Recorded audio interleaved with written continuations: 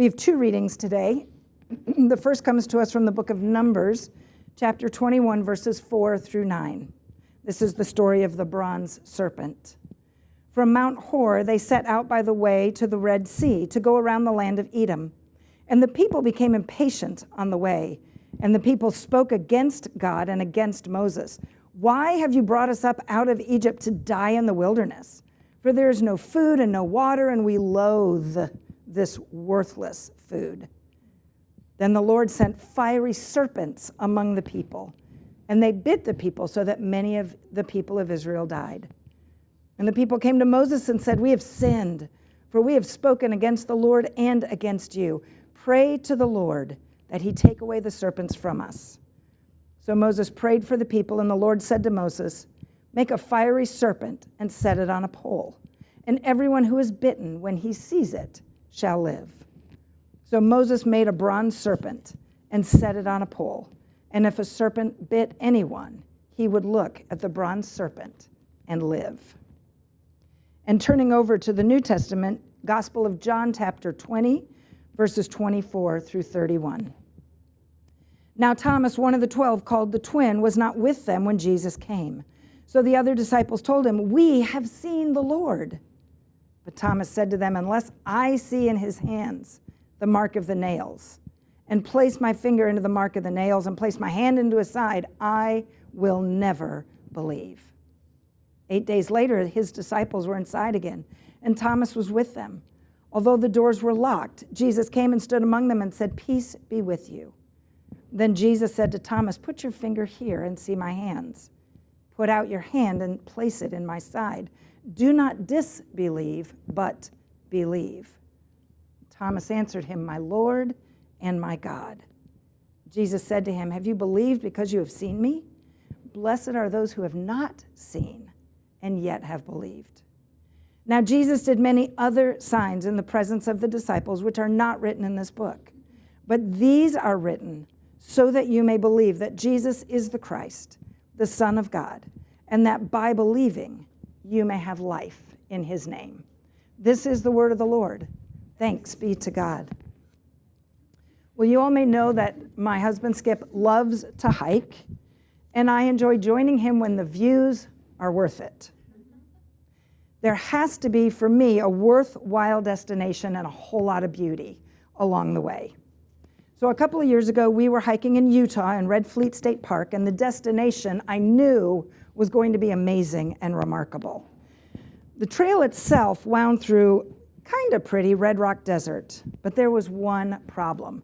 Most of the trail crossed exposed rock faces where the trail markings were difficult to see. You know, normally you got a little painted square on a tree and it's easy to know where you're going. But you're on exposed rock face, there are no trees with these clear markings.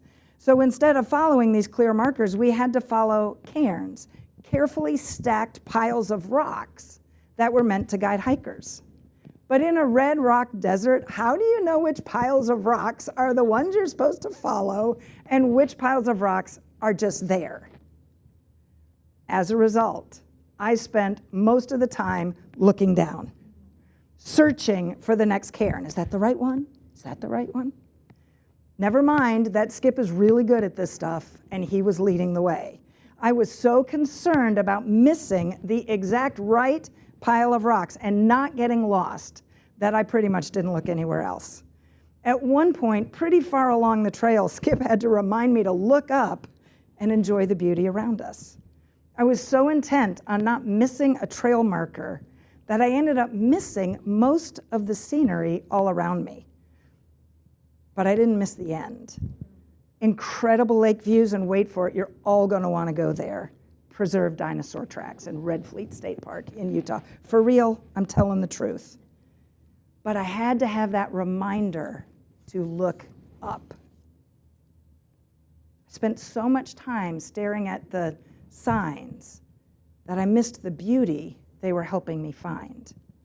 The cairns were not the destination. They weren't even the point of the hike. They existed to guide us to something greater, the breathtaking scenery along the way and the remarkable destination that was waiting at the end. How often do we do the same thing in our Christian lives?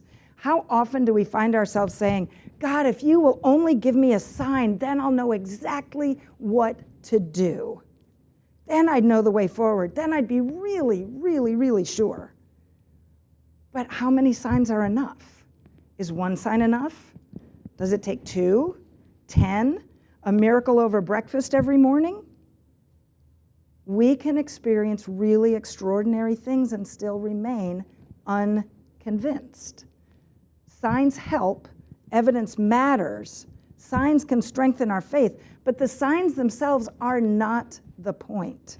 Signs are meant to direct our attention beyond the signs and to the one in whom we trust. And that's exactly where Thomas finds himself in our passage this morning. We often call him Doubting Thomas. Poor guy, what a moniker for Thomas. And it's because he wants evidence that the risen Jesus really is the same Jesus that he had followed for 3 years. Thomas wants proof that the incredible conclusion to the resurrection story is actually really true. And I mean, really, who can blame him? He didn't know the end of the story necessarily, not like we do. But Thomas wants certainty. He wants a sign. But as we'll see, Jesus is after something even greater than convincing Thomas of a fact. He wants Thomas to trust in a person. But I want to be clear, did you notice that Jesus gives him the sign that Thomas has asked for? He doesn't say, seriously, I have to give you another sign. No, Jesus is gracious in the moment. He gives the sign to Thomas. He does not withhold it, but he wants more from Thomas. And John's purpose in telling the story is not simply to convince Thomas and us that Jesus actually rose from the dead. John says, these are written so that you may believe that Jesus is the Christ, the Son of God, and that by believing you may have life in his name. That by believing you may have life in his name. That's the purpose of signs, to lead us to life that only Jesus Christ can offer. So John tells us that signs lead to belief, belief leads to life, and Jesus gives life. Thomas's story is an important one for us. Here is a disciple who's longing for a sign, and here is Jesus meeting him in that longing. And this encounter comes at the end of a gospel that has been carefully recording signs all along the way, not so that we would become fascinated with the signs themselves, but so that we would believe in Jesus Christ and find life in his name. In the Gospel of John, Jesus turns water into wine. He heals the official's son. He heals a man who has been lame for 38 years. He heals the man born blind. He feeds 5,000. He walks on water. He raises Lazarus. And ultimately, Jesus himself is resurrected on the 3rd day. Why does he do all those amazing things? I love that we get signs from Jesus in the Gospel of John. But the purpose is so that we may believe that Jesus is the Christ. The Gospel of John isn't the only place that we see signs. We certainly see them throughout the Gospels, the New Testament, even the Old Testament. We can just say from Genesis to Revelation, we can find signs that point us to God. Do you remember that guy named Gideon in the Old Testament? We didn't read his story this morning. Probably the most classic example. He's one of the clearest examples in Scripture of how signs alone never fully satisfy our desire for certainty. When God called Gideon to deliver Israel, Gideon asked for a sign, and God gave him one. But that wasn't enough. Gideon asked for another sign. God gave him that one too. Yet even then, God remained hesitant and fearful, and God gave him still more reassurance before he went into battle. The problem for Gideon was not that the signs were unclear. It's that signs never provide the absolute certainty that we so often crave. There's always the temptation to ask for one more. God, if it's really you, show me just one more time. Just one more time. Gideon's story reminds us that while God may graciously provide us with signs, signs themselves do not create confidence or faith. At some point, our trust has to rest not in the signs, but in God himself, who gives the signs. We see the same principle in the story of the bronze serpent that we read from Numbers 21. After the Israelites rebelled against God, poisonous snakes came among the people. Many were bitten, some died. And when the people cried out for mercy, God instructed Moses to make a bronze serpent and lift it up on a pole. And anyone who looked upon that bronze serpent would live. There was nothing magical about that erected bronze serpent on a pole. The piece of metal did not possess healing power. The bronze serpent was a sign. It directed the people's attention to God, God's promise, and God's provision. Their healing came from the Lord, not from the bronze image. But the sign pointed beyond itself to the God who would heal and the God who saves. Because signs lead to belief. Belief leads to life, and Jesus gives life. The Greek word for faith or belief is pisteo, and it's used here in the Gospel of John, in John 20, and also, wait for it, more than 100 times in the Gospel of John. John's purpose is clear. And for John, faith is an action. It's not passive, it's active.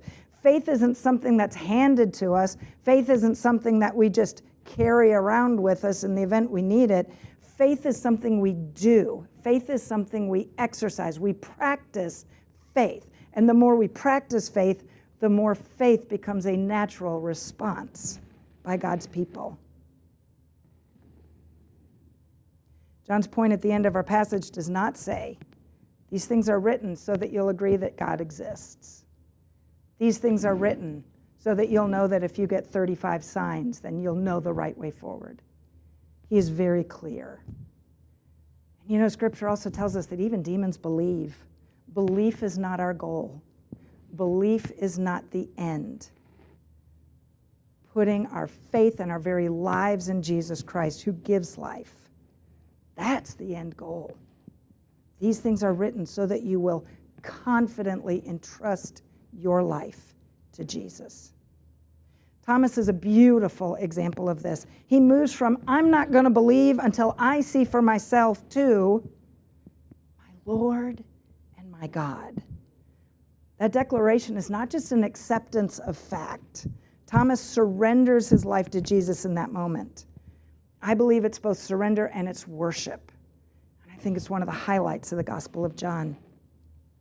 Lots of people believe things about Jesus. They believe he was a great teacher, a moral example, maybe even a prophet. They may believe many of the facts about his life, his death, and his resurrection. But biblical faith is more than just believing things about Jesus. It is believing in and entrusting our very lives to Jesus.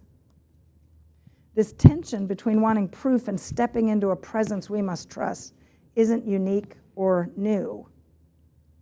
In the early 1900s, Dr. Howard Kelly was one of the big four founding professors of Johns Hopkins Hospital. He was a pioneer of modern medicine. I love modern medicine in the 1900s. That just strikes me as interesting every time I hear it. But he was a pioneer of modern medicine and a world-renowned surgeon. And Dr. Kelly lived in a universe of microscopes, data, and clinical facts. And he was also a devout Christ follower.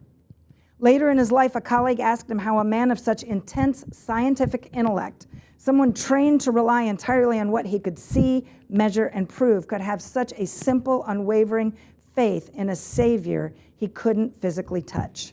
And Dr. Kelly recorded in his journal, I used to think that my life was defined by what I could diagnose, prove, and control.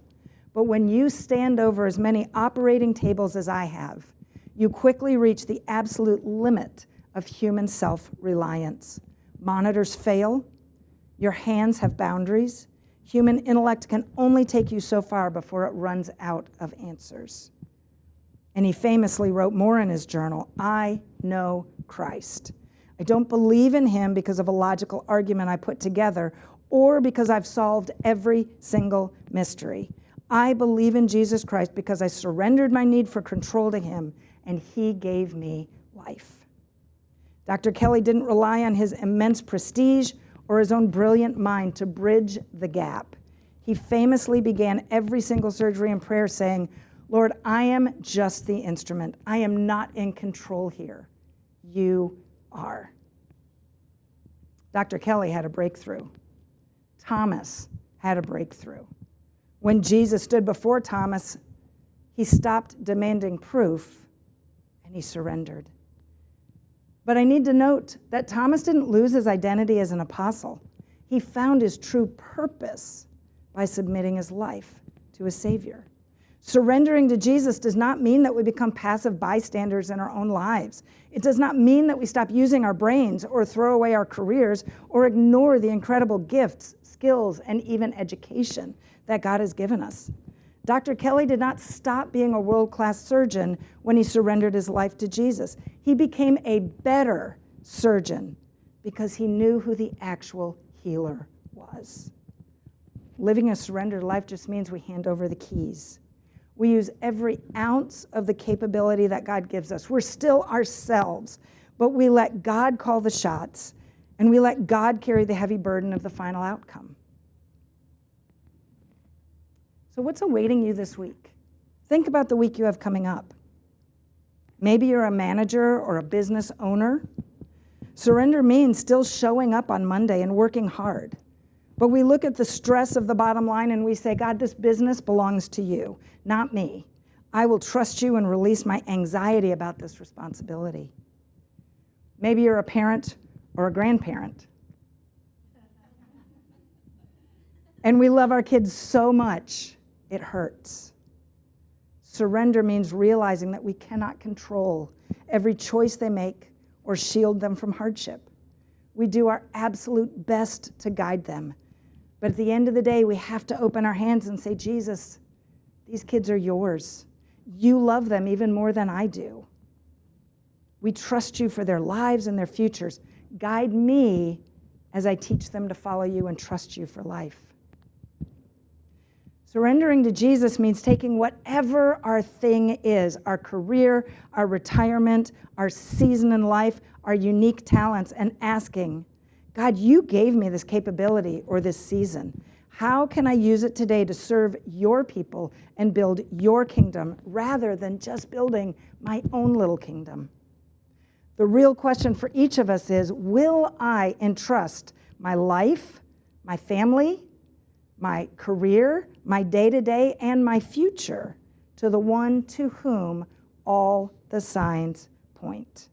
Because in Jesus, our risen, living, and reigning Savior, and nowhere else is life, abundant and eternal life. He is worthy of our trust and our surrender. And we remember that signs only lead to belief. Belief leads to faith, to life, and Jesus gives life. Let's pray. God, surrender doesn't come easily. We tend to want control, and we certainly want to know for sure. We all crave that certainty of knowing for sure. But God, faith is the conviction of things not seen. So help us, Lord, be those people who believe without seeing. And help us to be people who follow signs to you. And remember that in you we find life. In Jesus' name we pray.